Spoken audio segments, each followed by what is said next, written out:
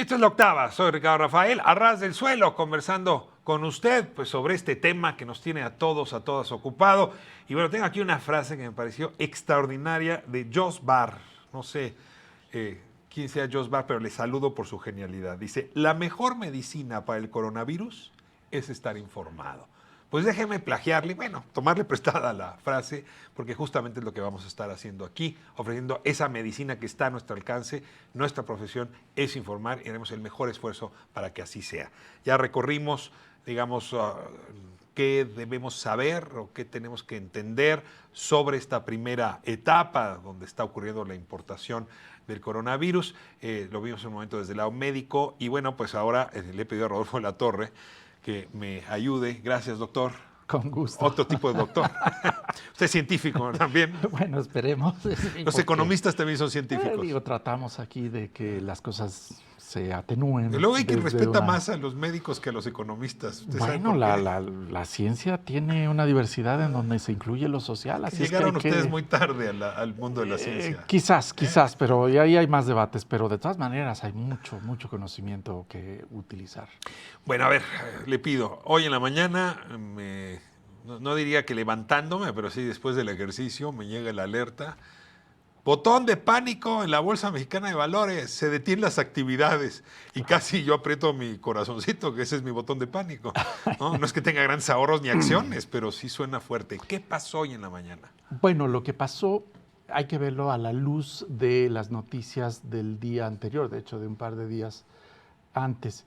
Lo que ha ocurrido es que la Organización Mundial de la Salud finalmente declara una pandemia, es decir, una expansión mundial del coronavirus, y esto es una señal de que las consecuencias que se van a sufrir en términos de disrupción de la actividad productiva a nivel mundial, pues son totalmente inciertas. Incalculables. Probablemente graves. Sí, con una incertidumbre fuerte. Ese es el primer punto. El otro es que reaccionaron las bolsas del mundo a partir de esto, ya venían haciéndolo, pero aquí se da arrancan para que se empiecen a vender acciones y reconsiderar inversiones. Y caen las bolsas. Inversiones más seguras. O sea, a ver, exactamente. Digamos, bueno, perdóname, básico. ¿Por qué se da, por qué el aviso de la OMS, de la Organización Mundial de la Salud, te lleva a que la gente quiera vender sus acciones? Bueno, porque las acciones son papelitos que te indican que vas a tener un flujo de ingreso mientras seas propietario de ese papelito. Pero a raíz de que va a haber esta disrupción de la actividad productiva en una gran cantidad de empresas. Las empresas van a dejar de producir, van a dejar de vender, el consumo va a caer. Y ya no vas a tener ese rendimiento. Ese papelito se hace chiquito. Ese papelito ya no vale tanto porque no representa un flujo de ingresos para el futuro como lo hacía antes. Por lo menos durante un tiempo hasta que se estabilice la información, los mercados. ¿Y ese dinero dónde se va? ¿Al colchón? ¿Dónde se va? No es que se vaya, es una evaluación que hacen las personas de forma subjetiva. Tú le atribuyes un valor y estás dispuesto a pagar por esa acción, pero ahora ya no estás dispuesto a pagar eso. Y esto es muy importante.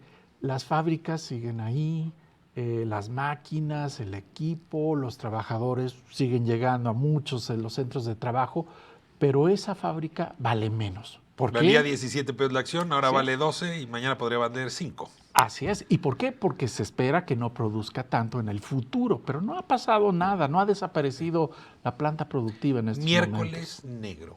¿Cómo es posible que pueda detenerse la venta y la compra de acciones? O sea, eso nada más explícame, ¿cómo es ese mecanismo, el botón de pánico al que hacen referencia? Bueno, lo que ocurre es que cuando empieza a haber una estampida, y eso es verdaderamente la descripción de venta de acciones, empieza a haber un comportamiento que no es del todo racional. Por supuesto que el tener la perspectiva de un futuro menos promisorio te hace deshacerte de las acciones, pero si tú ves que al de lado te está ganando la carrera, pues tú aceleras, y el que está al otro lado, pues acelera más. Vende. Y entonces se hace algo que tiene que ser detenido para reflexionar. Hay que apagar la luz, que se acabe la fiesta. Pues. Exactamente. Y lo que ocurrió es justamente una suspensión de las actividades de la bolsa, que está perfectamente contemplada para que se haga una pausa, se reflexione acerca de si efectivamente esa es la conducta que se quiere proseguir en el futuro, y eso calma a los mercados. No quiere decir que va a detener la caída de la bolsa en el caso de México o de las bolsas en el caso del mundo, pero por lo menos va a regular un poco el ritmo de esa caída. Ahora, viene una caída de las acciones, pero pues siempre hay el Vivales que dice, ahora sí, están tan bajitos los precios de las acciones que compro, porque en el futuro pues el mundo va a seguir adelante. Y ahí las bolsas retoman. Te preguntaría si hay un cálculo de cuándo eso puede ocurrir, porque si hay una caída, pero no es una caída que va a ser definitiva, ¿o sí? No lo hay, y consultaba hace unos momentos las declaraciones de Robert Shiller, uno de los premios Nobel de Economía que más conoce de estos temas, y decía que no está cercana esa reconsideración del valor de las acciones, ese rebote. Y la razón es que el virus está complicando la economía mundial, que ya estaba débil, y le está llevando al borde de la recesión. Y ahí no hay manera de que te pongas a comprar acciones esperando una recuperación que se vuelve mucho más lejana y más incierta. Por eso el rebote de esas acciones no se ve tan cercano. O sea, hay que prepararnos para que esto se caiga un buen rato. Sí, yo creo que las caídas más fuertes ya las hemos visto, pero eso no impide que haya otras, quizás no de tanta magnitud. Ahora hay una parte que no alcanzo a entender bien. A nosotros nos ha pegado el coronavirus, ¿no? Entonces, ¿por qué nuestra bolsa se ve afectada? Pues que se afecte la bolsa cuando tengamos coronavirus aquí, pues todavía estamos en fase de importación viral. Bueno, es como si te dijeran, mira, todavía hay alimentos en el supermercado, pero no sabemos si pasado mañana o en el futuro van a escasear. Pues lo que haces es reaccionar de inmediato. Corres al supermercado. Con la información que crees tener o que supones respecto al futuro. Mucho está ocurriendo de esa forma. Muy bien, esto quería decir que las reacciones económicas son más rápidas que las reacciones en materia de salud.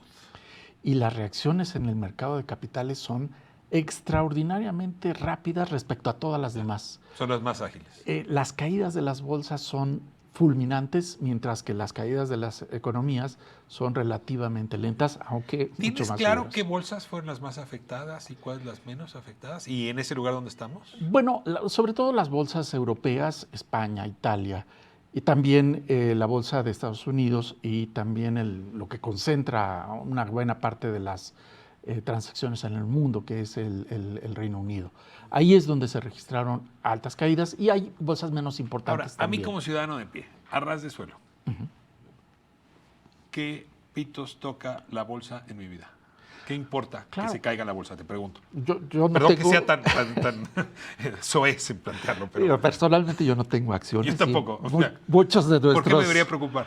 Claro, debería preocupar porque no es una cuestión que solamente afecta a quienes tienen acciones. Es como una señal de lo que va a ocurrir en el futuro en el conjunto de la economía. No en toda la economía, porque no todos cotizan en bolsa, pero sí ya es una señal de que el futuro no está promisorio. Ahora, paso a la moneda. Sí. Estamos felizmente en el margen del 18, 20, 18, 60. Ya llegó al tope del 19. Y hoy me amanezco y veo el periódico 22 y cacho. Así es. O sea, esta monedita ya se nos movió. Yo no sé si va a regresar. A ver, ¿qué puedo esperar con mi peso? Y no te hablo, desde luego, de mis kilos. ¿Qué hago con el peso? Todos los que tienen algún tipo de inversión en alguna moneda en algún país, pues se hacen la pregunta, ¿cómo le va a ir a este país y voy a poder recuperar lo que tengo invertido en la moneda de ese país? Y ante esta situación empiezan a irse a lo seguro, a las monedas de los países que, aunque vayan a tener problemas del coronavirus, son economías mucho más sólidas. ¿Tú prefieres comprar euros que pesos hoy? O dólares. Esto significa que por ahí habrá, digamos, una mayor solidez por muchas razones. Una historia quizás de crecimiento más lento, pero más seguro, mayor crecimiento de la productividad, menos vaivenes políticos de las políticas públicas. Entonces ahí hay cierto refugio de certidumbre. Por supuesto, el oro, que se toma como un símbolo para protegerse en estas eventualidades. Pero más que el oro en sí mismo es en dónde vas a colocar tu dinero de tal forma que no sea afectado de una forma tan drástica. Y de ahí que empiece a haber estos movimientos, y desafortunadamente el peso está dentro de las 3, 4 monedas más afectadas en el mundo, con mayores caídas. Así es. A ver, en algún momento hablamos de este tema. El peso es una moneda señal. Si quieres comprar monedas emergentes, no compras monedas emergentes, compras peso. Sí. Y si quieres vender monedas emergentes, vendes peso, lo cual hace que el peso, en efecto, pues sí esté sometido a la suerte del conjunto de las monedas emergentes Sí. y que como país no puedas controlar mucho el valor de tu moneda. Te pregunto si en realidad lo que estamos viendo es una señal de vendan monedas emergentes. En general yo creo que es vendan monedas en donde las economías tienen un alto grado de incertidumbre ante una disrupción en la actividad productiva. Y América Latina en general está en esa situación y muchas economías en desarrollo. Ahora, tampoco hay que asustarnos demasiado. Por supuesto que puede tener un efecto el cambio en el precio del dólar respecto al peso, pero eso no significa que nuestra economía está empeorando solo por ese efecto. En realidad, el tipo de cambio no tiene que convertirse ni en un fetiche que muestre triunfos o derrotas, ¿no? Es un movimiento que ajusta las expectativas o que se ajusta a las expectativas de las personas y no modifica fundamentalmente lo que corresponde a la capacidad productiva. O sea, no me debería yo preocupar de que llegó a 22, me debería preocupar un poco, nada. A ver, yo Mira, gano en pesos, gasto en pesos, no tengo digamos, deudas en dólares, no exporto, no importo. digamos que la preocupación tiene que ser muy distinta dependiendo si tú vas a usar pesos o tienes pesos. Por ejemplo, alguien que tenía pensado comprar una maquinaria o un bien de consumo y está ligado al precio del dólar, sí, preocúpese, por supuesto. ¿O Porque cómprela ahorita o mejor ya no la compre? y yo creo que ya se pasó el tren quizás de El fin de comprarlo. semana le pasó encima.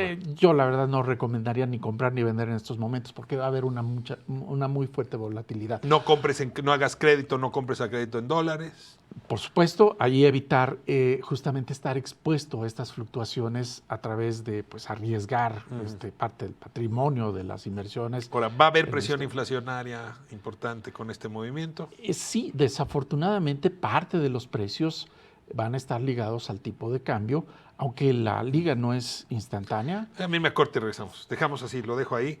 ¿Van a subir los precios de los bienes de consumo, de su gasto cotidiano o no a partir del coronavirus? Miren nada más lo que nos estamos enterando. Corte y regresamos. Esta es la octava.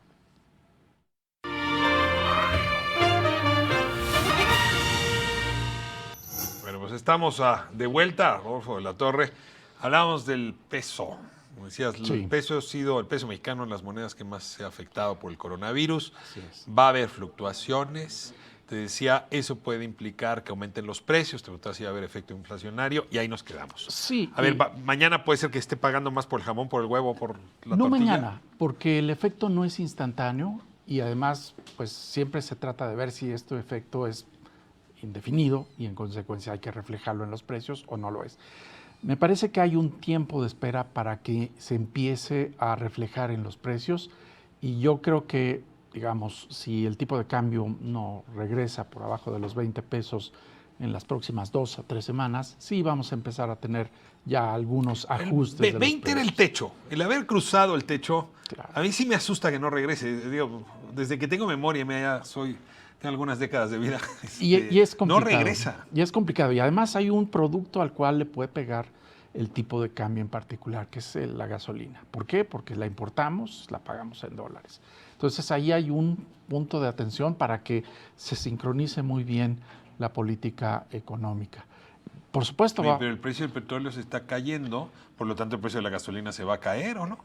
hay que hacer 3 juegos ahí. Nuestro tipo de cambio se ha devaluado, vamos a pagar más, pero el precio de la gasolina va a descender, vamos a pagar menos. Los impuestos tienen que ajustarse para que no hagan fluctuar por estas dos fuerzas el precio de la gasolina y tal vez le den cierto ingreso al gobierno. Y la última es que yo creo que el Banco de México en su próxima reunión va a reducir las tasas de interés, va a ser más barato el crédito para darle un empujoncito adicional a la economía que le hace ¿Qué falta. te esperas de la Secretaría de Hacienda? O sea, ya hablamos hace un momento de todas las políticas de salud, ahora te hago a ti las preguntas. Las políticas hacendarias. ¿El secretario Herrera está trabajando bien? ¿Qué anuncios se están haciendo para salirle al paso a esta crisis? Mira, yo espero 2 cosas, una de las cuales ya se anunció que se hace el día de hoy, y es empezarle a dar cierta liquidez, cierta cantidad de dinero para atender este problema a el sector privado. ¿Cómo? Lo que va a hacer la Secretaría de Hacienda es vender coberturas. ¿Qué es eso? ¿Qué es eso? Pues es simplemente la promesa de que va a haber dólares disponibles a un precio que no se va a disparar y eso va a calmar los ánimos del sector privado. Tampoco te puedes fijar, decir, esto va a costar 22 pesos el dólar a como le hagan.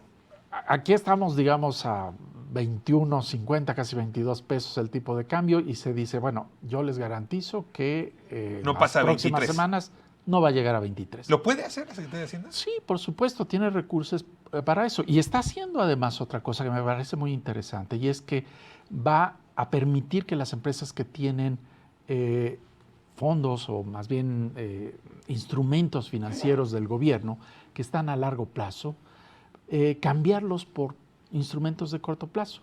Haz de cuenta que tú compraste un bono al gobierno, pero te comprometiste a que te paguen ese bono en 5 años, 6 años, 10 años, y pues tú necesitas el dinero ahora. Lo que va a hacer Hacienda es decir, bueno, dame esos, te los cambio por instrumentos de corto plazo, y si quieres, véndelos. Y de esa manera inyectas liquidez a la economía. Exactamente. Bueno, y cuando el presidente dice que se va a apretar el cinturón, que vamos a pasar de la austeridad republicana a no sé qué cosa franciscana. Ese es el segundo tipo de medidas que yo esperaría y que no está muy claro, la verdad. Una es, se tiene que empezar a sacrificar, sí, gasto público, posiblemente los grandes proyectos, para dar estímulos fiscales a las empresas que van a ser más afectadas. El sector turístico, las pequeñas empresas que emplean muchos trabajadores que posiblemente no puedan estar ¿Para cancelar operando. 2 bocas para ayudar al turismo? Posponerlo, hacerlo más lento, reducirlo, reconsiderar los plazos. Ese tipo de acciones. A lo mejor por eso no ha presentado el plan de inversiones. Bueno, ahora leía que de los 10 o 12 planes que se están pendientes del Plan Nacional de Desarrollo, creo que llevamos uno. Pero esa es otra historia y la platicaremos después. Adolfo, pues es probable que te pida que vengas antes del próximo jueves. Ya me dirás cómo está tu agenda, pero sí, pues ya nos lo decía Joe Barr, lo voy a citar. La mejor medicina es la información y yo no sabes cuánto te agradezco, doctor, que nos traigas también la medicina económica, es decir, la información económica. Un gran gusto estar Muy contigo. bien, pues me despido. Muchas gracias, Rodolfo. Hasta la semana que entra y antes si es necesario. Claro. Pues